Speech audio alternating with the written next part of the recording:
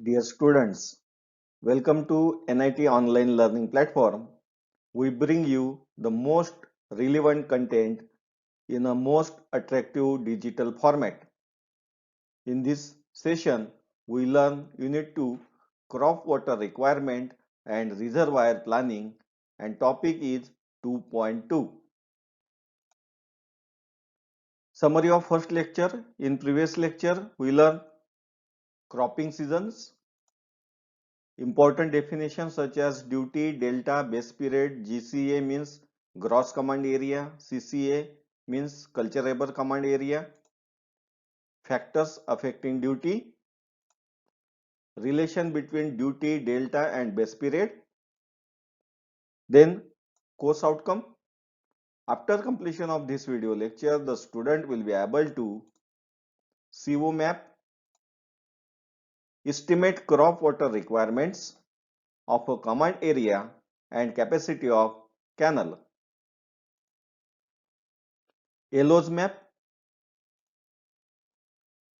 estimate capacity of canal for the given data, and PO map are PO1, PO2, PO3, PO4, PO5, PO8, PO9 and PO10. Then method of application of irrigation water. Following are the methods of irrigation: subsurface irrigation, surface irrigation, overhead irrigation, again subsurface irrigation divided into natural subsurface irrigation, artificial subsurface irrigation, then natural subsurface irrigation. When water is applied to the plants through capillary movement from water table, then it is called as natural subsurface irrigation. Then artificial subsurface irrigation. In this method, water from drains and pipes directly infiltrate into root zone of soil. Then surface irrigation. In this method of irrigation, water is flooded over the field to a few centimeters, and to control flow, the surface is first smoothened and then modified with borders, furrows, corrugations, etc. The surface irrigation is classified into uncontrolled or free flooding method, controlled flooding method, and furrow method, drip irrigation. Now, uncontrolled or free flooding method. Now, see this picture or photograph. In this method, water is applied by flooding over areas of smooth and flat land. This method is adopted in inundation irrigation system. This method may cause wastage of water. Now, controlled or free flooding method. In this method of irrigation, water is applied to the field in different quantities at different types, and thus flow is controlled, is of an steady type. Then control method can be classified as border strip method, basin method, check method, ditch method. Now observe this picture of border strip method. This is controlled flooding type of irrigation. This method is commonly used in India. This method, land is divided into number of strips and separated by low leaves called borders. See this picture. Border or strips guided water to flow. Each strip is constructed with slope which varies from 0.2 to 0.5%. This method is suitable for low and medium infiltration soil. Now, basin method. This is type of surface irrigation. Water is directly and rapidly applied uniformly at uniform depth until it infiltrates into soil. In this method, basin is excavated for each tree or plant and then water is supplied. These basins are connected together by shallow drains for filling water in individual basin. For example, water is supplied for orange trees. Now, check method. Observe this picture or figure. This is a ditch and these are the openings and leaves along the contours. So this method is suitable for grains and forage crops. This method is similar to ordinary flooding except that water is controlled by surrounding the check area. These leases are constructed along contours with vertical interval of about 5 to 10 centimeter. In this method, the check is filled with water at a fairly high rate and allow for infiltration. Now, drip method.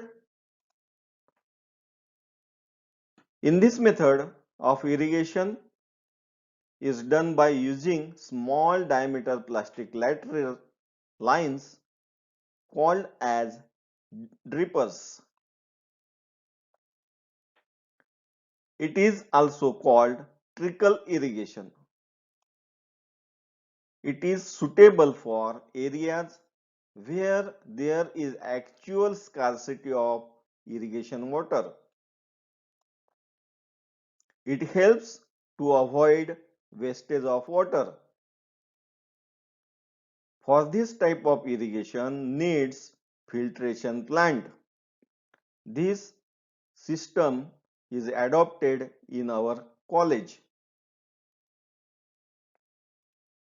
Now, sprinkler overhead irrigation. Sprinkler irrigation system is the type of overhead irrigation. In this method, water is applied to the soil in the form of spray through a network of pipes and pumps. It is a kind of artificial rain. The efficiency of this type of irrigation is more than 80% as there is uniform distribution of water.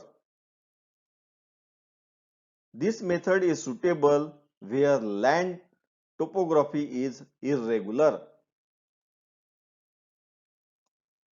Now, method of assessment of irrigation water.